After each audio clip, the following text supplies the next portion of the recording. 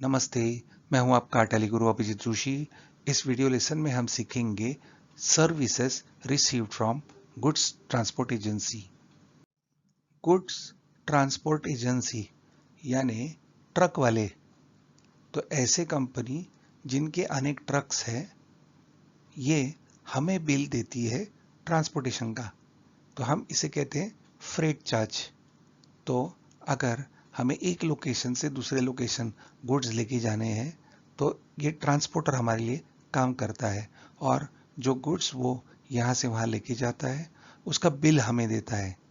तो इस बिल की एंट्री किस तरह से होती है इस वीडियो में हम समझेंगे।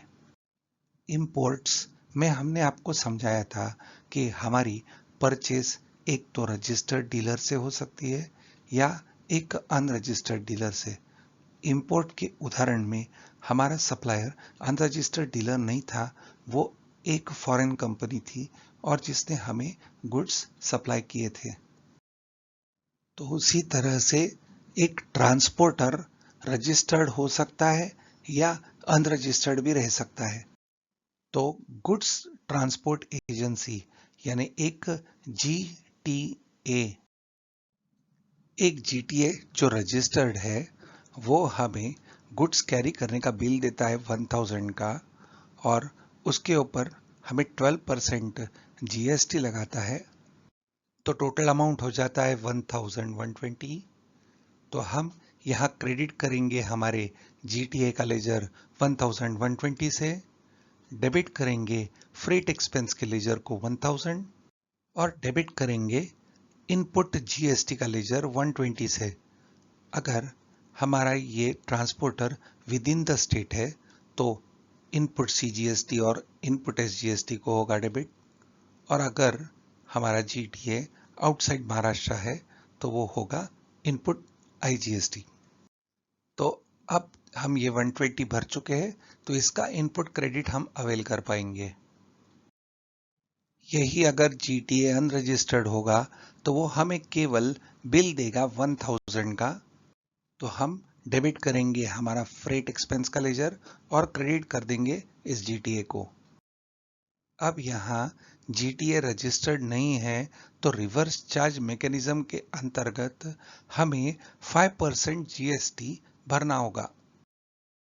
तो 50 रुपीज हमें गवर्नमेंट को भरना होगा, इसलिए हमें हमारी टैक्स लायबिलिटी बढ़ानी होगी 50 रुपीज से, और फिर इसे पे करना होगा। और इस रिवर्स चार्ज मैकेनिज्म के अंतर्गत भरे हुए 50 रुपीज का हम इनपुट टैक्स क्रेडिट अवेल कर सकते हैं। तो अभी इस रिवर्स चार्ज के संबंधित जो ट्रांजैक्शंस है वो अब हम टैली प्राइम में एंटर करेंगे। तो हम हमारी सैंपल कंपनी सेलेक्ट करेंगे, ट्रिक कॉरपोरेशन। अब हम एक जीटीए का लेजर क्रिएट करेंगे, तो जाएंगे क्रिएट में लेजर का नाम टाइप करेंगे Sai transport under sundry creditor. ये ट्रांसपोर्टर ये जीटीए अनरजिस्टर्ड है, तो यहाँ हम लेंगे अनरजिस्टर्ड और एक्सेप्ट करेंगे। हम एक रजिस्टर्ड ट्रांसपोर्टर का भी लेजर बनाएंगे, नाम देंगे Anuja transports under sundry creditor, state लेंगे महाराष्ट्र, ये है रेगुलर, और उनका जीएसटी नंबर हम टाइप करेंगे 27 अनुजा 1234A 1ZU और करेंगे एक्सेप्ट। अब हम लेजर बनाएंगे, नाम देंगे फ्रेट चार्ज, और यहाँ हमने ब्रैकेट में देके रखा है FCM। तो जो रजिस्टर्ड ट्रांसपोर्टर है वो अगर हमें फ्रेट चार्ज लगाता है तो हम इसे फ्रेट चार्ज ब्रैकेट में FCM इस नाम से लेजर बनाएंगे। FCM यानी फॉरवर्ड चार्ज मैकेनिज्म। जब ट्रांसपोर्टर हमें जीएसटी के साथ बिल देता है तो हम इसे FCM करके ले लेंगे। एक और लेजर बनाएंगे बिना FCM के, तो ये हो गया हमारा इनडायरेक्ट एक्सपेंस। और यहाँ हम लेंगे जीएसटी एप्लीकेबल और सेट अल्टर जीएसटी डिटेल्स करेंगे यस। क्योंकि ये फ्रेट की सर्विसेज होगी, फ्रेट कैरियर की सर्विसेज होगी, यहाँ स्टॉक आइटम नहीं होगा, वो सर्विसेज का बिल होगा। इसलिए हम यहाँ लेजर लेवल पे सेट अल्टा जीएसटी डिटेल्स को करेंगे यस। यहाँ डिस्क्रिप्शन देंगे GTA services for road transport और उसका सर्विस अकाउंटिंग कोड देंगे जो 6 डिजिट का है। फिर यहाँ आ जाएंगे और लेंगे टैक्सेबल और जीएसटी परसेंटेज डालेंगे 12%। अभी 17 जुलाई से एक्ट में चेंज आए हैं, जीटीए हमें 5% भी जीएसटी लगा सकता है। तो ऐसा अगर होगा तो ये ज़्यादा नहीं होने वाला है, ज़्यादा करके लोग 12% को ही ऑप्ट करेंगे या रिवर्स चार्ज मैकेनिज्म के अंतर्गत जाएंगे। तो भी अगर ऐसा होता है तो हमें यहाँ दो अलग अलग लेजर्स बनाने पड़ेंगे, फ्रेट चार्ज एफसीए 5% और फ्रेट चार्ज एफसीएम 12%। तो हम यहाँ 12% का ही उदाहरण लेके आगे बढ़ जाते हैं। ये सर्विसेज है और करेंगे एक्सेप्ट। हम एक और लेजर बनाएंगे, फ्रेट चार्ज ब्रैकेट में आरसीएम। ये अनरजिस्टर्ड ट्रांसपोर्टर जब हमें सर्विस देगा तो इस लेजर को हम डेबिट करेंगे। तो ये होगा indirect expenses, GST applicable yes होगा। अब ये जीएसटी एप्लीकेबल है रिवर्स चार्ज मैकेनिज्म पे, तो डिस्क्रिप्शन टाइप करेंगे या हम टाइप करेंगे सर्विस अकाउंटिंग कोड। पर हमारे पहले लेजर और इस लेजर के कॉन्फ़िगरेशन में थोड़ा फ़र्क है। हम यहाँ देंगे F12 कॉन्फ़िगरेशन और यहाँ एक ऑप्शन है इनेबल रिवर्स चार्ज कैलकुलेशन। इसे हमें करना होगा yes, enable reverse charge calculation देंगे कंट्रोल ए।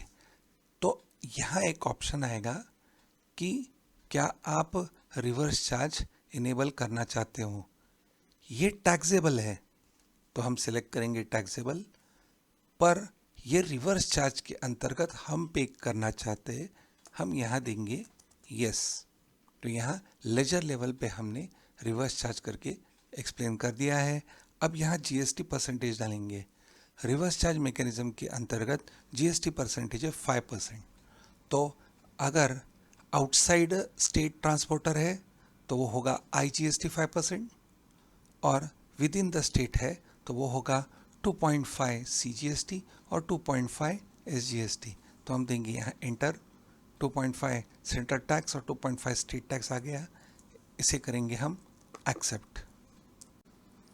अब हम एंट्री पास करेंगे, देंगे एस्केप एस्केप एस्केप और जाएंगे वाउचर एंट्री करने, लेंगे F9 परचेस। तो यहाँ पर्टिकुलर्स आ रहा है, इसका मतलब हमारा अकाउंटिंग इनवॉइस है। अगर ऐसा नहीं आता है तो आपको चेंज मोड करना है और आइटम इनवॉइस का कर देना है अकाउंटिंग इनवॉइस। किसी भी सर्विसेज की एंट्री हम इस मोड में लेते हैं, चाहे ये ट्रांसपोर्टेशन सर्विसेज के अलावा कोई भी एंट्री हो उसे हम अकाउंटिंग मोड में लेते हैं। तो अगर हम ये इनवॉइस लेते हैं अनुजा से, तो ये है अनुजा ट्रांसपोर्ट, देंगे कंट्रोल ए और ये है हमारा freight FCM, freight charge forward charge mechanism. तो यहाँ अमाउंट टाइप करेंगे से 10,000 का बिल हमें दिया है, एंटर। अब यहाँ लगेगा सीजीएसटी, तो ये होगा सीधा इनपुट सीजीएसटी और इनपुट एसजीएसटी। तो इस तरह से ये एंट्री हम लेंगे। हम ये एंट्री एक्सेप्ट नहीं करेंगे क्योंकि हम ध्यान देना चाहते हैं हमारे टॉपिक रिवर्स चार्ज मैकेनिज्म पे। तो हम एस्केप देंगे, फिर से आएंगे वाउचर एंट्री में।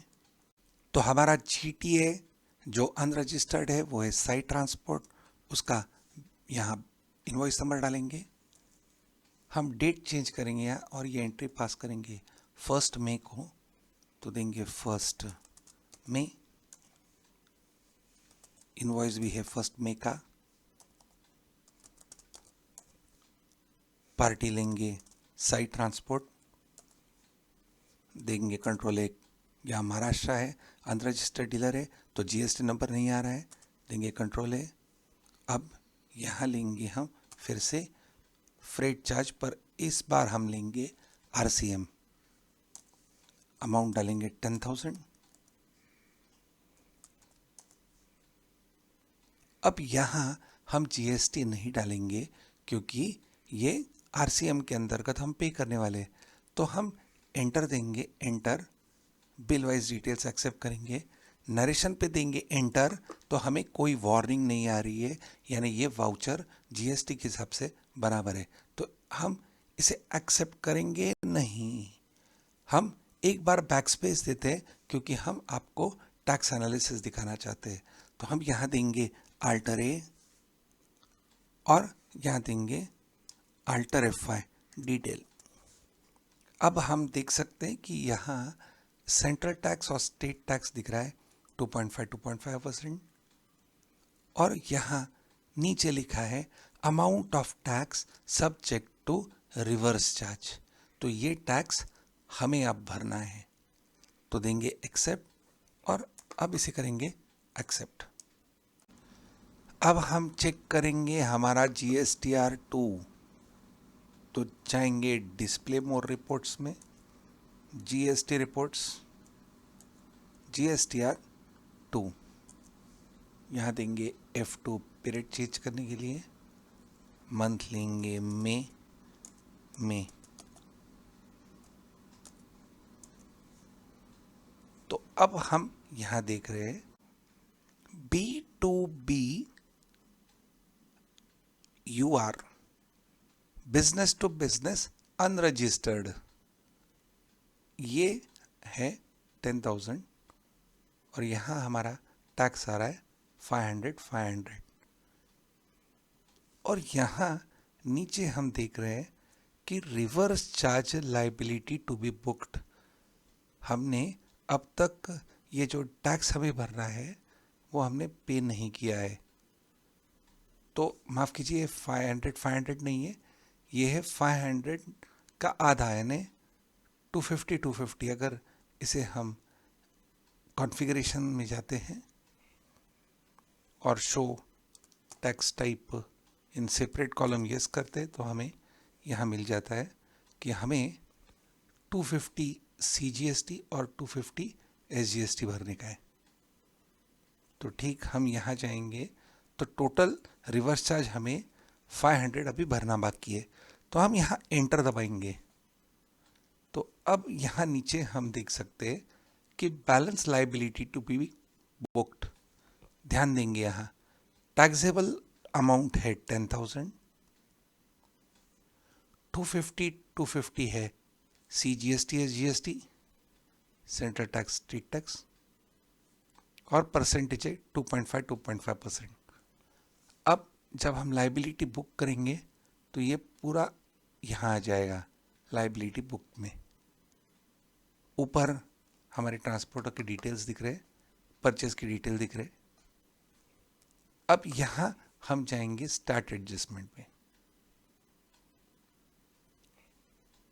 अब यहाँ हमें नेचर ऑफ एडजस्टमेंट मिल रहा है, यहाँ है इंक्रीज ऑफ टैक्स लाइबिलिटी, तो हम यहाँ स्पेस बार देंगे और यहाँ एक ऑप्शन है increase of tax liability and input tax credit. इसे हमें समझते हैं, हमने रिवर्स चार्ज मैकेनिज्म के अंतर्गत CGST और SGST भरना है, तो वो हो गया इंक्रीज ऑफ टैक्स लाइबिलिटी। हम हमारी टैक्स लाइबिलिटी बढ़ाना चाहते हैं, और जब हम ये टैक्स भरेंगे तो उसका इनपुट क्रेडिट हम लेंगे, तो वहाँ होगा increase of input tax credit. इसके लिए ये जो एडजस्टमेंट हम इस तरह से पढ़ेंगे, increase of tax liability and increase of input tax credit, तो इस तरह से हम पढ़ेंगे। तो इसका मतलब हम पूरा के दो जो एंट्रीज है जर्नल के, हम 2 एंट्रीज डाल सकते हैं, उसकी जगह एक ही एंट्री डाल के ये क्लियर करेंगे। देखेंगे कैसे, यहाँ एंटर देंगे तो यहाँ अपने आप आ जाता है परचेज अंडर रिवर्स चार्ज। अब डेबिट है। हम जानते हैं कि इनपुट सीजीएसटी और इनपुट एसजीएसटी कभी भी डेबिट होता है और आउटपुट होता है आउटपुट सीजीएसटी और आउटपुट एसजीएसटी। तो हम यहां लेंगे इनपुट सीजीएसटी, परसेंटेज डालेंगे यहां 2.5, टैक्सेबल वैल्यू है हमारी 10,000, एंटर। अब अमाउंट है 250, 500 का आधा। रिपोर्ट में हम अमाउंट देख चुके हैं, यहां फिर से देखिए हम डेबिट, और इनपुट एसजीएसटी को यहां हम डेबिट करेंगे। फिर से टैक्स रेट और वैल्यू आ गई, यहां देंगे 250। तो ऐसा करने से हमारा ये इनपुट क्रेडिट हमने यहां अवेल कर लिया। पर अब जो लायबिलिटी भरनी है वो होगी क्रेडिट, तो हम देंगे एंटर और यहां लेंगे सीजीएसटी का लेजर। अमाउंट, यहाँ अमाउंट हमने गड़बड़ कर दिए टाइपिंग में, तो इसे ठीक करेंगे 250। ठीक, क्रेडिट सीजीएसटी 250 और क्रेडिट कर देंगे एसजीएसटी 250। तो ये क्रेडिट बैलेंस है, यानी ये हमें टैक्स भरना है, तो ये लायबिलिटी है और ये कन्वर्ट कर दिया हमने एसेट्स में।